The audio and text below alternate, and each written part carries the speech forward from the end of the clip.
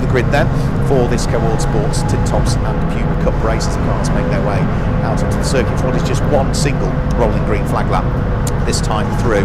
We got the starting drivers, so we'll give you those as well. We'll also pick out those cars that have additional time penalties. So the grid then lines up as follows. It's going to be Nigel Ainge that will start the Honda Integra DC5 from pole position. Now that car won at Donington Park earlier on in the year, so they will have an extra 30 seconds to spend in the pit lane, and alongside is number 1, which is Adam Brown, who won at Silverstone on the international circuit at the beginning of the year, so that car will also have an extra 30 seconds.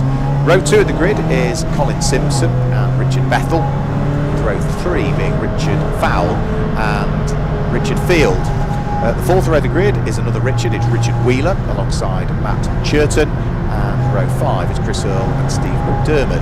The 6th row of the grid, Andrew Windmill, he won at Silverstone on the national circuit last time out, so he picks up an extra 30-second penalty, and alongside him is the Cadwell Park winner Sean Ely at the wheel of the Peugeot, an extra 30 seconds in the pits.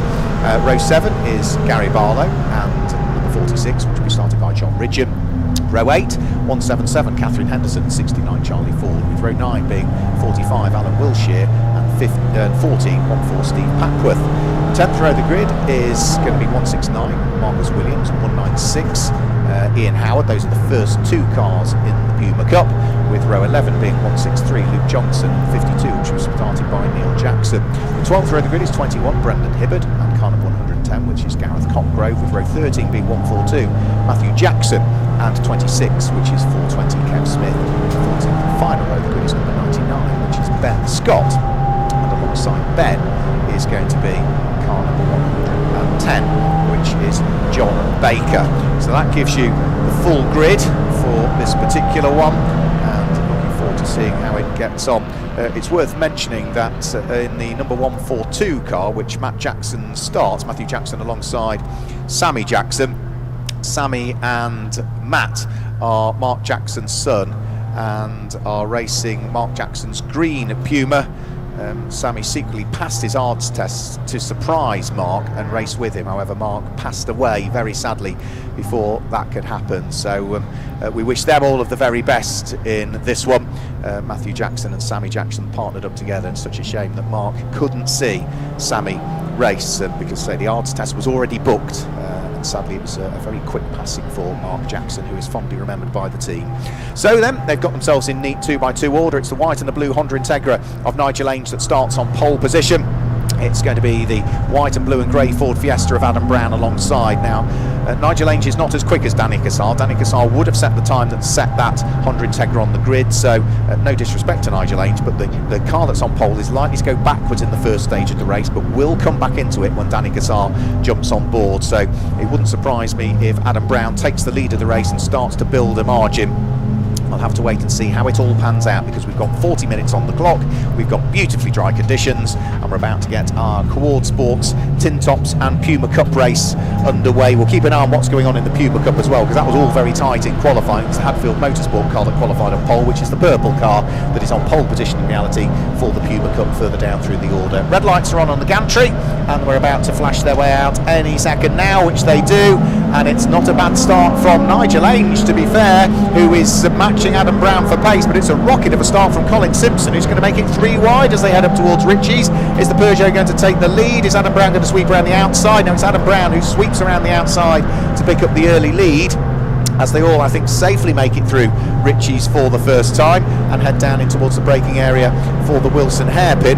Colin Simpson was trying to squeeze through into second place, but I think might have dropped to third here, because the fast starting Richard Bethel at the wheel of his Clio is trying to prise the door open.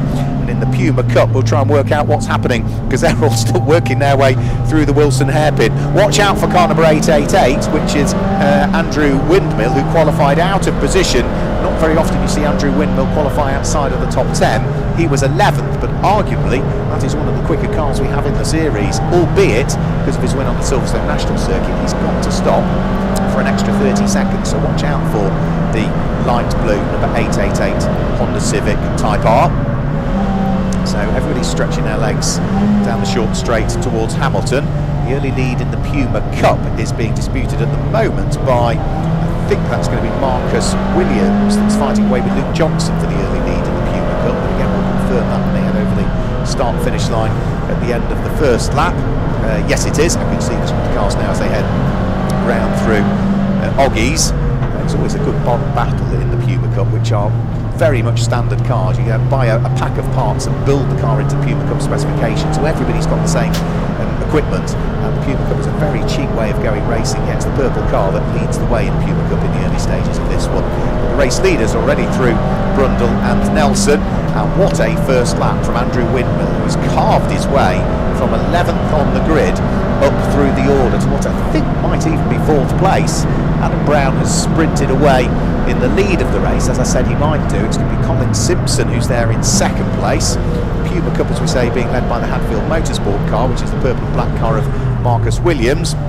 And as the race leaders head over the start-finish line, might Andrew Windmill even be up into 3rd at the end of this lap? Yes, he is. Adam Brown leads the way. Colin Simpson 2nd. It's going to be Andrew Windmill who is up into 3rd from 11th on the grid. Richard Bethel drops down into 4th place at the wheel of the black Renault Clio. Nigel Ainge is there in 5th place, and I think it's going to be the number 10 Renault Clio of Richard Fowle, who's there in 10th place. Sorry, in 10th place, I should say, in what will be 6th place at the end of the lap. Sean Ely is up 4 places. He's up into 7th place, the Cadwell Park winner. Then it's Chris Earl, Gary Barlow and Matt Churton who complete the top 10. So that's the order of the top 10. Nigel Ainge, I didn't say, would sort of go backwards a little bit, so 4 places lost from the pole sitting car. For Andrew Windmill, he's now through and ahead of Colin Simpson, so Peugeot trying to fight back again as they're headed towards a braking area for Agostini. Is the Peugeot going to go back through? Yes, he is. He's got the inside line. Andrew Windmill sees him coming, lets him go, and knows full well he'll have another opportunity to try and wiggle his way through and past later on in the lap. So it's a Fiesta that leads, a Peugeot 2nd, a Honda 3rd, a Renault 4th at this stage. So 4 different manufacturers inside the top 4. What is one of the older series. This first started in the Classic Sports Car Club back in 2005, was the first ever Tin Tops race that we've had, so it's been going, 21 years now, the Tin Tops, and it's still as popular as ever with 28 cars having qualified this morning. So on to the Bentley Straight for the 2nd time. Good fight going on for 7th, 8th and 9th, which is Sean Ely at the front of that little queue, but the race leader, Adam Brown, leading by 2 3/4 seconds at the end of the first lap. Race conditions very different to the qualifying conditions, where it was certainly wet and showers all the way through. So a beautifully dry track now. And I suspect most of the teams would have looked to the skies and realised that, yeah, dry setup was the way to go. So just harden up that suspension a little bit, tweak the tyre pressures appropriately. As right the way around the outside at Coreham goes Andrew Windmill to try and pick up 2nd place, but then runs very wide at Murray's, all over the curbs, all over the grass, and drops back down to 3rd once more. So Adam Brown leads the way. Colin Simpson in 2nd place. Andrew Windmill, despite his best efforts to try and grab 2nd place, remains in 3rd following that grassy moment, heading out of Murray's that time through. And Richard Bethel going beautifully well in 4th place at the moment. But we do need to remember that some cars have additional time penalties, and stopping on the start-finish line, that is Nigel Ainge with, by the look of things, is that damage to the front left-hand corner of the car? There's something that's not quite right with the front left. Yes, it is. There was contact with a Renault Clio. I couldn't pick out exactly which one it was. It was Richard Fowle, actually. So coming out of the final corner, Nigel Ainge was slow. It looked like it was just pulling to the right-hand side. He tried to correct it, put his foot to the floor, and it went straight into the side of Richard Fowle. He's lucky he didn't go into the pit wall. Right, so I only just saw the tail end of that, so Richard Fowle then maybe with a little bit of damage to his car, but Nigel Ainge's car is trying his very best to try and get it out of harm's way, but the safety car is coming out because despite the best efforts of Nigel Ainge, the car sort of bounced up and down, and clearly with that damage to the front suspension it's done something to the drive shafts or something like that, which has stricken the car right up against the pit wall. It is going to need a recovery to it, and that means that the safety car has no choice but to be deployed. The leader of the Puma Cup is still going to be going the way of the purple car of Marcus Williams, which is the Hadfield Motorsport prepared car. I know Mark Hadfield is here this weekend. His father used to be a long-time racer, as did Mark, in the swinging 60s some years ago, in a mixture of Triumphs, and then grew into things like Pumas, and even in the tin tops for a period of time in a Honda Civic was Kevin Field. So there is the stricken Hillwood Autos car. Marshall chatting to Nigel Ainge. Can't see the damage on that side of the car. The damage is all on the front left-hand corner of the car. And that's a bitter pill to swallow for the car that qualified on pole position. So Nigel will hop out of the car. He'll be bitterly disappointed with that. There you can see from that long angle shot the left-hand side of the car. The right, as you look at it on your screens, if you're looking on the live stream, you can see the damage to the near side wheel. Yeah, that's where I think initially it all went wrong. I don't know whether he hit the curb or hit another car, and something just started to snap or break away on the car, and that's when he was struggling to keep the car in a straight line and straight into Richard Foal. An innocent sort of accident, nothing malicious at all, but it's just so happened that two cars in the same place, one with damage, happened to meet each other. Yeah, Richard Foal was running in 7th position at the time that happened. Just looking for where his Renault Clio is. It is not also coming back through, so this car must have stopped somewhere also out on the circuit. Just into Parc Ferme, I think. Right. It tucked itself away. Did it? Right, okay, thank you for that, Jack. So that is both cars that were involved out of the race. Safety car out there. We are 2 minutes away from the pit window opening, and my understanding of the regulations is correct, is that in the event of the safety car or a code 60 being deployed or released during the pit window, well, it would be deployed during the pit window. We don't get this cleared in 2 minutes, which I don't think. The pit window will be extended until the end of the race. Yeah, we're going to get the whole grid through the pit lane. Is the pit window open? Oh no, we're 1 minute and 45 away, but by the time they're round, so by the time they're round, pit window will be open. But we're being told that the safety car will lead the field through the pit lane anyway. Yeah, because of course we've got to get a recovery truck on to pick up Nigel Ainge's car, so it's not often you see the whole field having to come through the pit lane, but if the course is blocked and we need to do that on the start-finish line, it does happen from occasion. So again, reading regulations, in the event of a safety car or code 60 being deployed or released during the pit window, we're not there yet, we will be in about 80 seconds time, the pit window will be extended until the end of the race. And then it says, for the avoidance of doubt, this means during a 40-minute race, if a safety car is deployed at 8 minutes into the race and withdrawn at 12 minutes into the race, the pit window is not extended as the safety car was deployed outside of the pit window. If the safety car is deployed at 12 minutes into the race and withdrawn at 15, the pit window will remain open for the remainder of the race. I'm not sure what that clarifies it for me. Is it released and deployed during the pit window? So yeah, what if it's deployed or released and then comes back in during the pit window? It all gets a bit confusing, doesn't it? Yeah, I'm trying to double read that again. For the avoidance of doubt, which has just created more doubt. Deployed at 8 minutes, which it roughly was actually, and withdrawn at 12. The pit window is not extended, so it might not be extended. We've got another car that's stopped as well, and that is the Proton Persona that has stopped, which is going to be Richard Field and Richard Jason Field, which has stopped out on circuit. So I think if we can get this tidied up, I don't think the pit window will be extended, just to look for the clarification there. So I think the field will work its way through the pit lane. I think the pit window probably will not be extended, rather than, so I'm going to correct what I said a bit earlier on. Regulations almost like identify the time that we saw this safety car come out, which says if it comes out 8 minutes into the race and finishes after 12 minutes, it won't count. So I think it is just still going to be the standard pit window that we'll look towards, but as ever, the Homes Recovery Unit will try and be as quick as they can in getting this incident cleared up. And you can pit under safety car as well, can't you, Mark? You can, and why would you not? Yeah, exactly. It saves you so much time. Good luck down there. It's going to be busy. So I can see where the Proton Persona is now. That's stopped on the run towards Palmer. So the Richard Field Persona is being pushed out of harm's way. You mentioned that Richard Fowles' car had gone in towards Parc Ferme. No, that car is now also being put onto the back of the flatbed recovery unit, so that is another car that is in need of recovery from out on circuit. So that's 3 cars now that have all retired. The Proton's going to be pushed onto the infield of, what's it to say, the inside of Palmer. The approach towards Agostini is where that car will be pushed out of harm's way. So good work by the marshals there.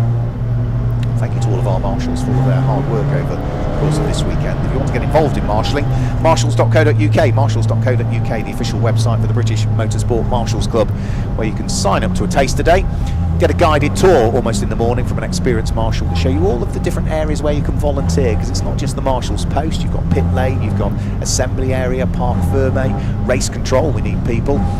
They sometimes come up into the commentary box to see what we do up here as well.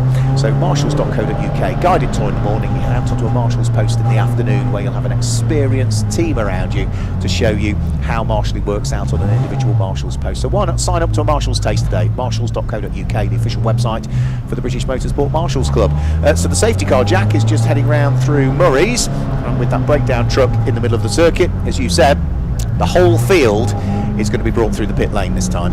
Yeah, and we've got to keep an eye out for who is going to dive into the pit lane, into their pit box, apologies, because there will be a number of drivers wanting to do that, and I can't see why all of them wouldn't, because as we say, if you can pit under the safety car, it loses the net loss is way less, because the speed of other cars around the circuit, if anything, you can come in, stop, go back out there and immediately catch back onto the safety car queue, so it would save you so much time. I think Adam Brown is going to be directed in, the race leader. So too is the number 62 Colin Simpson. Is he going to pull in and serve his driver change? Adam Brown definitely is. Colin Simpson, unless he's at the top of the pit lane, he's going to stay out there. Andrew Windmill carries on up. Richard Bethel dives in. Andrew Windmill does now dive into his stop. Just in front of me comes Steve Papworth, so he stops. So too does Matt Churton.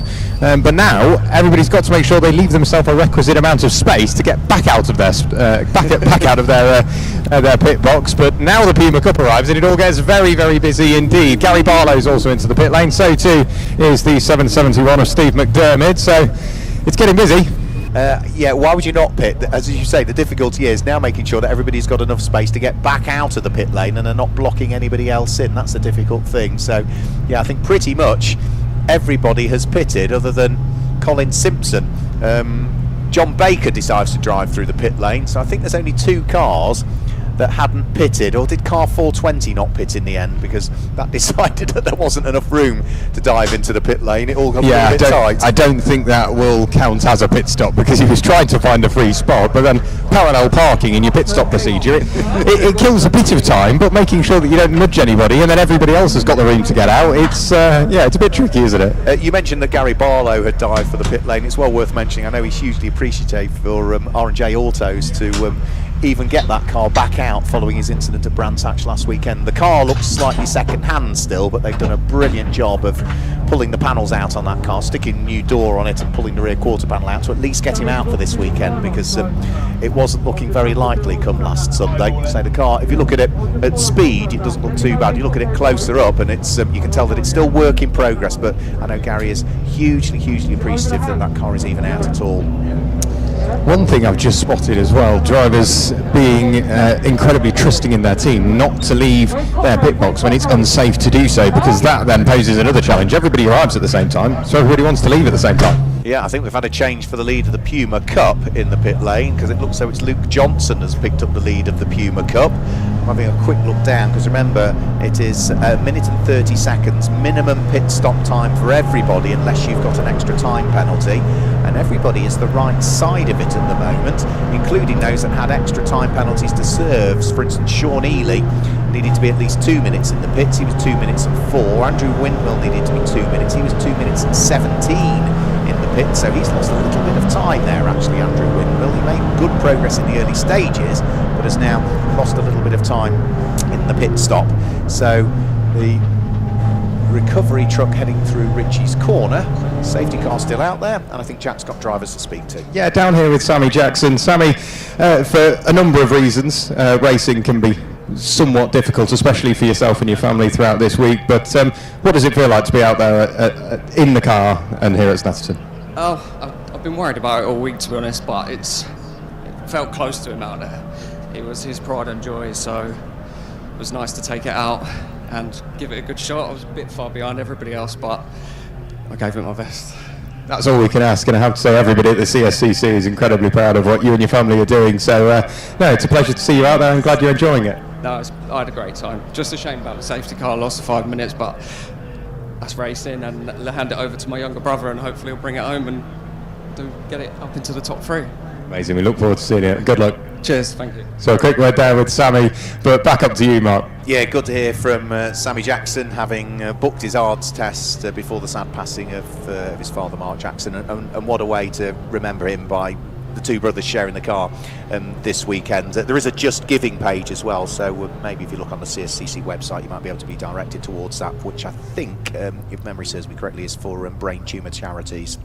So the cars out there, safety car will be in at the end of this particular lap, and it is the car that's leading the race is as yet to pit.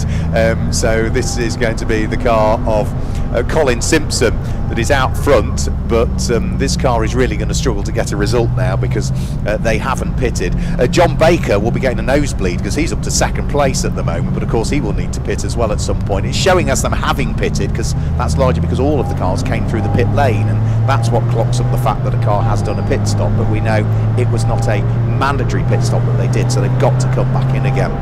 But John Baker will be sort of having a nosebleed, being up in second position overall. He knows he's not the quickest driver out there, thoroughly enjoys his racing. He's not been out for a good period of time. He qualified at the back of the grid, but is up into second place. And for the Puma Cup, it is Luke Johnson that leads the way in the Puma Cup, I think, which is the almost rapid fit livery back to the Super Touring car days of Ford Mondeos that adorns his car. And second in the Puma Cup, I think, is going to be Ian Howard, isn't it, at this stage, at the wheel of the car that John Glover owns and is regularly seen driving, car number 196. So safety car peels its way into the pit lane. It's up to Colin Simpson to decide when he wants to get things going, but he dives for the pit lane, which now means as John Baker dives for the pit lane and car number 420 Kev Smith dives for the pit lane, that the race is back on again. And leading the way is car number 99 that now leads the way. I say car number 99, yeah, car number 99 that leads the way, which is going to be one of the Renault Clios. So that car leading the way, which is Ben and Josh Scott. So that car didn't complete a pit stop. No, I'm currently stood next to Josh Scott. Benny's going to be coming in. He was supposed to come in last lap, but I've got a feeling he'll come in this lap. Right, so that didn't quite go to plan for the team then? No, he's leading the race. I went over to grab a word with Josh and I said, I've lost track of everybody. What's your name? What car number? Because everybody came in and I couldn't keep an eye on drivers. And Josh said, I'd love to chat, but Ben's coming in this lap. And then everybody else came in and Ben didn't. So leads to, that's the problem, it's showing it's done a pit stop and you don't know whether it's a mandatory pit stop or not. So that car leading the way, but as yet to pit. Gary Barlow's having a good little squabble out there with what will be the number 46 car. That was the car that was started by John Ridgeon. Is now going to be in the hands of Steve Reynolds, and Gary Barlow has now also got trying to go around the outside of him, Adam Brown's Ford Fiesta, as they head round through Oggies, but Gary's not going to make that easy there. The cars that pitted this time through, so that is Colin Simpson now giving way to Steve Simpson. They trundle their way back down the pit lane. John Baker's completed his pit stop, as has Kev Smith. So there's only one car now to pit, which is going to be Ben Scott giving way to Josh next time through. Everybody else has now conducted their mandatory pit stops. So that made things rather interesting, with everybody pitting on the same lap, barring 4 cars, 3 of which now pitted on the next lap, and the final one will pit this time through. So those that pitted on that lap diving back into the pit lane. We'll give you a full rundown of the order next time through, because with the pit stops and the safety car period, it has all got a little bit confusing, but it should be car number 26 Chris Earl that will be leading the way at the end of this lap. He's about to flash his way, is he, over the start finish line? So yep, here comes Chris Earl. He leads the way in the Honda Civic, car number 26 from Richard Bethel's black Renault Clio in second place. Third place is going to be Steve Papworth, who's there in third place. Now Steve, we thought at the time, qualified out of position 18th this morning. Steve Papworth qualified. He's now up into third place. It's going to be Stephen Reynolds in fourth place, with Adam Brown in fifth, trying to attack. And I think Adam Brown at the moment is squabbling away with, was that the MGZR he was squabbling away with, Stephen Dermott? No, he's made his way through and past Gary Barlow, so Adam Brown's now up into fifth position by the look of things, so he has made a bit more progress that time through. So Adam Brown, as I was result of that safety car, and having to serve that extra 30 seconds in the safety car has somewhat negated the extra time that he needs to spend in the pit lane. He's now diving at the inside of Steve Packwood's Honda Civic and sneaks his way through. So that could now be up into third place for Adam Brown. And what could he do this time? Richard really gets a little bit sideways with the 24 Ford Fiesta. Some cold rears on his car still. Into the pit lane does come Ben Scott that time through, ready to hand it over to Josh Scott. Welsh flag proudly on the side of their Renault Clio. And the lead of the Puma Cup that was going the way of Luke Johnson is no longer going the way of Luke Johnson, because it does look as though Ian Howard now has made it to the front of the Puma Cup car number 196 as he flicks his way through Hamilton.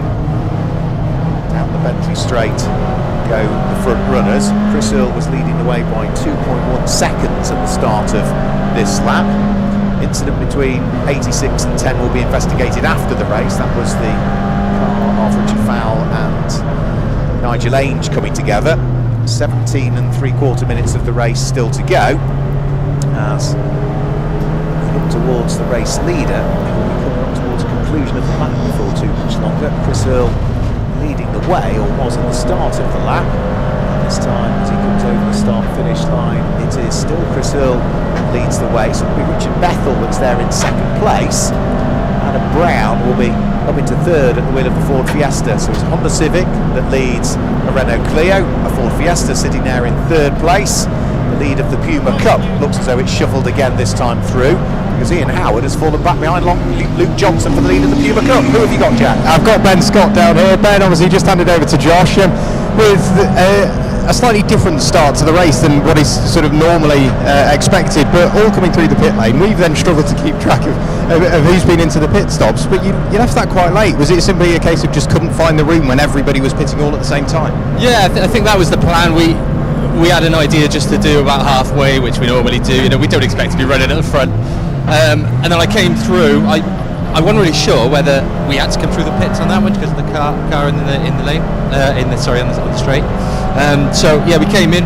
My brother just told me keep going, and then at the end of the lap, everyone else came in. So let's go. Why not? I'm unlikely to be winning a race anytime soon, so why not finish at least one lap? What you have done is send him out in a load of clear space so he can go out there and really start racking up the lap times. Yeah, that was the plan. It wasn't. That was totally accidental. I just came in when I did, and yeah, we're here to enjoy ourselves. This is only our second race. Trying to raise awareness. We've got a charity, Tidy Butt, which is a Welsh mental health charity, and we've got that all over the car. So it's just about learning, and then hopefully we can move on next season as well. Amazing. Best of luck with the rest of the race. Cheers, buddy. Thank you. Quick word there with that of Ben Scott. Mark, back up to you. Yeah, a very worthy cause as well, Tidy Butt as well. Safety car restart under investigation. Car number 42 and car number 142. So 142 is the Jacksons, which is Matthew and Sammy Jackson, and 42 is going to be a car that I can't see on the timing screen at the moment, so I do wonder if that number might be incorrect. Yeah, I don't have a 42 either. Yeah, no, it's not just me then, not just me. Puma Cup squabble is good as well. Luke Johnson has made his way back towards the sharp end of the Puma Cup, but is still under pressure from Ian Howard. So Luke Johnson of 163 leads Puma Cup from 196, which is Ian Howard. Those two cars just heading down towards the bottom of the Bentley straight at the moment, while some of the other tin toppers are trying to weave their way through and past, including Brandon Hibbard at the wheel of the slightly older Honda Civic, which runs in Class E. Through and over the start-finish line goes Richard Earl. He still leads the way from Richard Bethel. 6 seconds is the gap between first and second, but Adam Brown looking to try and squeeze his way through into second place as they came over the start-finish line, and I think has probably managed to do so. New fastest lap of the race, though, goes to the car in 7th place, which is Andrew Windmill, 2 minutes 11.059. So again, a bit of a topsy-turvy race this one, with some cars losing time in the pit stops, the cars all coming out through the pit lane because of the blockage with Nigel Ames' car stranded out on circuit. So it's still this race trying to settle its way down as we reach 14 minutes to go. The pit window, just to confirm, has now closed as well. The Puma Cup leading competitors heading round through Ritchie's corner, and the top three are all together in Puma Cup because it is still going to be Luke Johnson that leads Puma Cup from Ian Howard, but not that far away is the Puma Cup pole sitter, who's currently running third in that category, which is the purple and black car of Marcus Williams. So let me run you down through the full top 10 at the moment. When they started this lap, 26 Richard Earl was leading the way. I just want to see as he turns his way down through Brundle and Nelson, who's there in second place, because I suspect it's Adam Brown who's now up into second place at the wheel of the Ford Fiesta. Into the background of the shot, can't quite tell, but I think it's Adam Brown now, car number 1, that's up into second position. Indeed it was, just caught sight of him there. Number 318 Richard Bethel therefore will be down into third position. Yes, Adam Brown is there in second place. Richard Bethel is there in third place. But he's got Gary Barlow breathing down his neck in fourth position. Fifth place is going to be the number 46 Honda, which will now be in the hands of Stephen Reynolds. Fifth place will be 14 Steve Packworth, but he's under pressure from Andrew Windmill, who might be through to sixth by the end of the lap, but Windmill was seventh at the start of it. Steve McDermott in the MGZR is in eighth place. Matt Churton in the number 40 Renault Clio is ninth. And Charlie Ford in the 69 Ford Fiesta completes the top 10, or at least did at the start of that lap. Restart of that race will be investigated after the race, is what we're hearing, so there's no further reports to bring you on that one. We have now had, yes, a change for 6th and 7th. Andrew Windmill had got himself ahead of Steve Packworth on that lap, and Adam Brown did get through and ahead of Richard Bethel. There's also been a change for 9th and 10th place as Charlie Ford goes through and ahead of Matt Churton. So the Ford Fiesta, number 69 now up to 9th, 10th and 10th goes number 40 Matt Churton. So Andrew Windmill, now that he's up into 6th position, the next target will be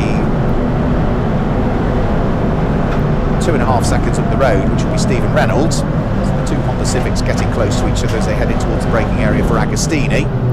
And that previous lap, 3.8 seconds quicker was Andrew Windmill, and he's only 1.5 behind at the start of the lap. So Andrew Windmill arguably should be through to 5th position at the end of this lap. So through Hamilton, up towards Oggies, the light blue Honda Civic bearing down on the silver machine with the black bonnet in the hands of Stephen Reynolds. That's the car that was started by John Ridgeon. Remember, Andrew Windmill also had to stop for an extra 30 seconds in the pits, but under safety car that doesn't give you quite as much grief as otherwise it would do in full green flag conditions. Andrew very quick coming out of Williams and onto the Bentley straight, picks up the slipstream and the toe of Stephen Reynolds, but can't overtake when they go into the braking area for Brundle and Nelson because there's waved yellow flags down there, so he's just got to hold station as they head through Brundle and through Nelson. Can't quite see what's brought about those yellow flags down in that section of the circuit, but either way the drivers obeying the flag signals and opting not to overtake. And for Andrew Windmill, he can have another little nibble potentially on the run through Corham and up towards the braking area from Murray's, or he can keep his powder dry and wait until the start-finish line to squeeze his way through. We've had a change for third as well, because Gary Barlow now, the Honda Integra DC5, number 30, the hastily repaired car to get it out for this weekend, is repaying R&J Autos beautifully because he's through and ahead of Richard Bethel. Number 26, Chris Earl, still leading the way by 6 3/4 seconds from Adam Brown. Chris Earl was faster than Adam Brown that time through. Andrew Windmill has picked the pocket of Stephen Reynolds and goes through to 5th position on the run in towards Ritchie's corner that time through. So having overtaken one Honda Civic, he's then got another one to overtake, which is to put a lap on Kev Smith's orange and black number 420 car as they turn in towards the Wilson hairpin. So Andrew Windmill, our Silverstone national race winner. Last time out was where Andrew Windmill picked up his first win of the season. The Ray's Alloys back car bouncing off its suspension as he turns his way out of Palmer and heads onto the infield section, the technical section of the Snetterton 300. It's now going to be focused on catching Richard Bethel's Renault Clio, which is the next of the cars he will want to deal with, and that Renault Clio isn't that far up the road either. Difficulty for Stephen Reynolds is he hasn't got past Kev Smith's Honda Civic just as yet. He finally does so on the outside of Hamilton and places a lap on the black and orange number 420 car, so he can now concentrate his efforts on what's going on. Over the start finish line comes a squabble for the lead of the Puma Cup as well, and that's Luke Johnson, who still only just leads it from Ian Howard. So it's the blue and red Ford Puma that leads, blue and yellow Puma that leads it from the all yellow Puma of Ian Howard. And third in the Puma Cup is Marcus Williams, who had close up to them, but now the wheel of the Hadfield Motorsport purple and black car has just fallen away again to a degree. That being car number 169, that's third of the Puma Cup competitors. Squabble to watch out for the first and second in the Puma Cup. It's just working its way out of Palmer now and down the short straight in towards the braking area for Agostini. Johnson has been a long-time competitor in Puma Cup over the years. Ian Howard, who first appeared, I think it was last year, Alton Park last year was the first time we saw Ian Howard appear. And for Marcus Williams, I think it's the first time I've seen Marcus driving in Puma Cup. Certainly of the race meetings that I've been at, so yeah, leading two in Puma Cup. If they hold each other up, it could become a trio again for the lead of Puma Cup. We'll have to wait and see. Chris Earl still leading the race overall with 8 minutes to go. Andrew Windmill now is up into 5th place at the wheel of the number 888 Honda Civic, has set another new fastest lap of the race, 2 minutes 10.626. He was 3 seconds quicker than Richard Bethel and should be through to 4th at the end of this lap, I would have thought, as the Puma Cup front runners head down towards the bottom section of the circuit through Brundtland through Nelson. Peugeot 205, but Sean Ely also claimed 2 places on that lap.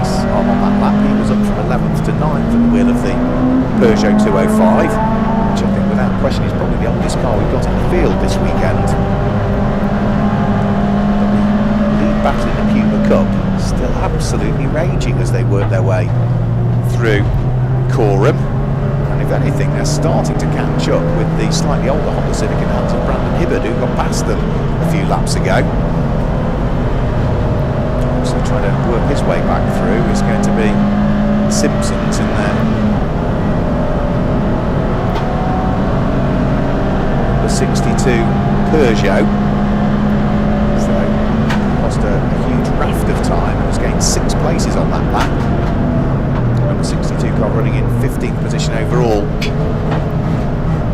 The leading Pumas still absolutely rooted together now. Has Ian Howard this time got a better run coming out of Ritchie's, looking for the inside line as they head in towards the braking area for Wilson. Outbrakes himself, dives up the inside, but then runs wide on the exit of the corner. And Luke Johnson retakes the lead to the Puma Cup once more. Ian Howard could not have braked any later there and still kept the car pretty much on the tarmac. Maybe a little bit of grass on the way out, but Luke Johnson saw him coming and didn't try anything there. Saw that the car that was trying to take the lead in the Puma Cup was going to run out of tarmac, and indeed did. So that sort of settled the Puma Cup battle down for the moment.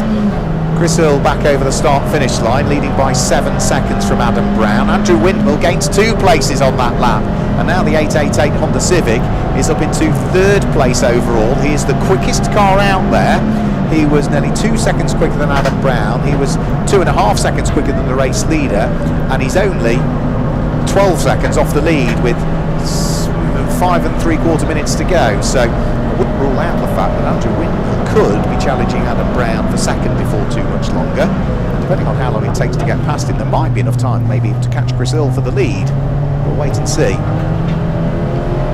Elsewhere in the Puma Cup, there's a good fight going on for 4th and 5th in the Puma Cup, which will be Gareth Cotgrove at the wheel of the number 110 car, just working his way out of Williams and onto the Bentley straight, coming under pressure from the number 152 car that sits behind, which is going to be a car that was started by Neil Jackson and now has Nick Fulljames behind the wheel. There's another good fight between the 2 Ford Fiestas as well. Catherine Henderson, car number 177, is managing to keep Alan Wiltshire at bay at the wheel of his slightly newer mark of Ford Fiesta.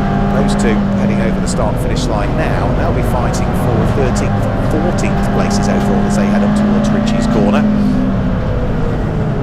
Henderson with probably the smallest wing mirrors you'll ever see on a Ford Fiesta. They are absolutely tiny on his Ford Fiesta.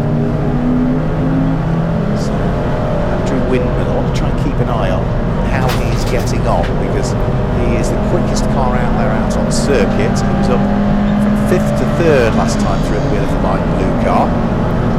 How close is he to Adam Brown? Because he was a couple of seconds faster than him last time through. They've all had traffic to deal with, which is the tidy but Josh Scott driven Renault Clio that time through.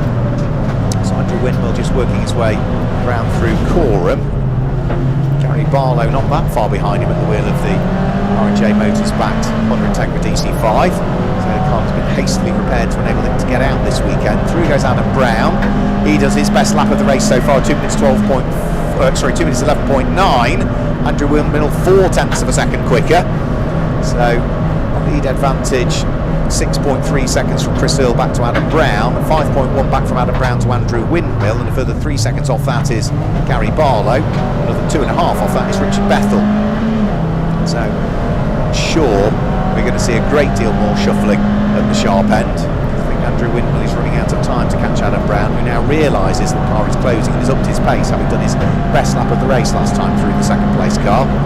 Chris Earl could be on for a win in the Caward Sport tin tops here, leading by 6.3 seconds from the number 1 car of Adam Brown.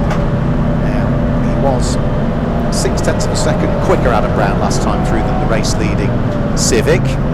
So it's a Civic from a Fiesta, from a Civic, from an Integra, from a Renault, from a Civic, the top 6 currently. As in third place, Andrew Windmill heads in towards the braking area for the right-hander at Oggies.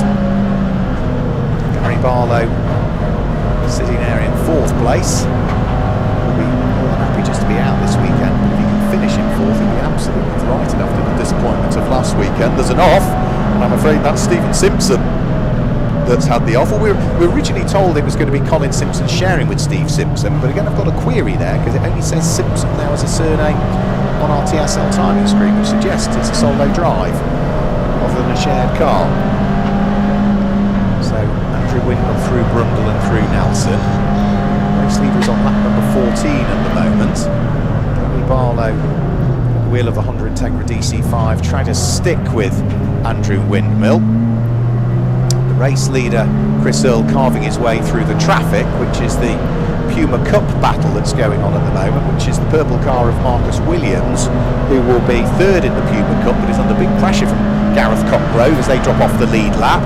Through goes Chris Earl with 1 minute and 49 to go on to what will be the final lap of the race, with a 3.7 second advantage between himself and the number 1 Ford Fiesta of Adam Brown. So that was a slower lap from Chris Earl, and that's largely to do with where he met the traffic. Now Adam Brown is tasked with having to deal with the traffic, which he dives past the squabbling Pumas on the run in towards the braking area for Williams. The purple Ford Puma desperate to try and hang on to a podium spot in the Puma Cup, which is the car of Marcus Williams. Gareth Copgrove desperate to try and wiggle his way through. They are now holding up Andrew Windmill inadvertently, is trying to place a lap on them. Andrew picks off one of the cars, Gareth Copgrove, round the outside at Palmer, and then jinks to the opposite side of the circuit to squeeze his way through and past Marcus Williams. He gets that car done and dusted before they get towards the braking area for the left-hander at Agostini. Andrew Windmill that time through sets the fastest lap of the race and closes to within 3 seconds of Adam Brown in the Ford Fiesta. So everywhere you look, there are battles going on at the moment. Chris Earl still leading the way but getting caught by Adam Brown, who is getting caught in turn by Andrew Windmill. The final spot in the Puma Cup still up for grabs as well, as the number 169 Hadfield Motorsport car of Marcus Williams still trying to palm away the aspirations of Gareth Copgrove. Those two cars just making their way on towards the Bentley Straight for the final time. The clock is now showing there are 20 seconds to go. Chris Earl should be heading up towards the conclusion of the lap before too much longer. Certainly looks as though the win in the Puma Cup is going to go the way of Luke Johnson, because he has got enough of a gap between himself and Ian Howard so as not to worry. And for Chris Earl, he's about to come up to potentially place a lap on the cars that are fighting over 1st and 2nd in the Puma Cup, you see. So Chris Earl up towards Murray's. The clock has ticked to 0, and he's going to accelerate his way onto the Senna Straight, and he's going to put a lap, I think, on the car that's 2nd in Puma Cup, which is Ian Howard, which means that Luke Johnson then, because he remains on the lead lap, should pick up the win in Puma Cup. Checkered flag comes out.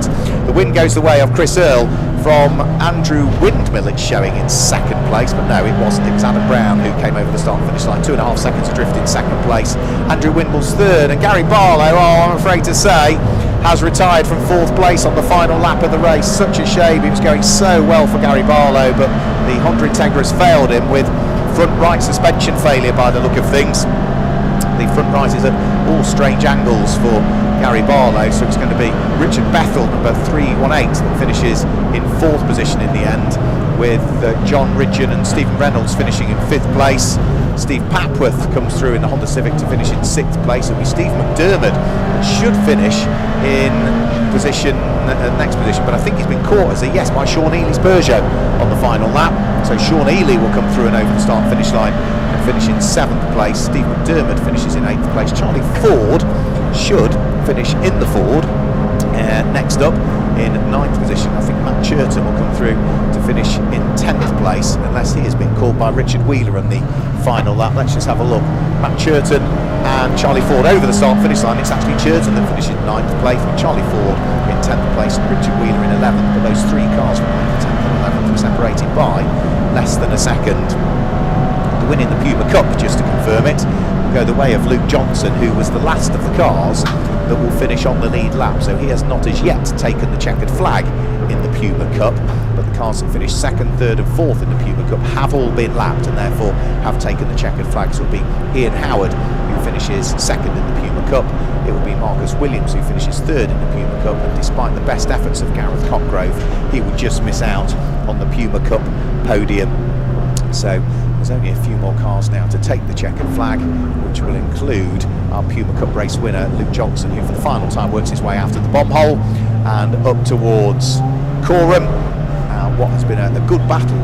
It's such a shame we don't have more cars in the Puma Cup, because it's such an affordable way of going racing, and because everybody's got exactly the same 1.7 litre Ford Puma Cup car, which all run the same ECUs, which all have exactly the same roll cage and suspension and tyres. It's a package that just works, and it's a very affordable way to go racing. So through now comes Luke Johnson, the last car to take the checkered flag, and as the Puma Cup winner. That's the last car to take the checkered flag. The cars themselves will be making their way around towards Jack to have a conversation, and hopefully shortly we might be able to confirm some results for you for what was a really good Quad Sports Tin Tops race. It had a bit of everything, including the confusion of cars having to come down the pit lane to avoid stricken cars out on circuit with the recovery of Nigel Ainge's car. But let's just confirm some results for you for the Quad Sports Tin Tops. Chris Earle claims the win, and therefore he'll pick up a 30-second penalty for the rest of the year now as well. Adam Brown was 2nd and Andrew Windmill was 3rd. Richard Bethel was 4th, ahead of John Ridgeon and Stephen Reynolds, who were 5th, and Steve Papworth was 6th. Sean Ely in the Peugeot was 7th, Steve McDermott was 8th, Matt Churton and Charlie Ford completed the top 10 ahead of Richard Wheeler, who was 11th, and Catherine Henderson completed the top 12. Alan Wilshire was there in 13th, ahead of Steve Simpson, who did go solo in the end, in 14th place. Brandon Hibbard and Luke Johnson were 15th and 16th. For Luke Johnson, of course, that was the win in the Puma Cup. Ian Howard and Marcus Williams completes the Puma Cup podium, with Gareth Cotgrove in 19th place, and the pairing of Jackson and Full James were there in 20th. Kevin Smith was 21st, and 22nd went the way of Matthew and Sammy Jackson, having his first ever race.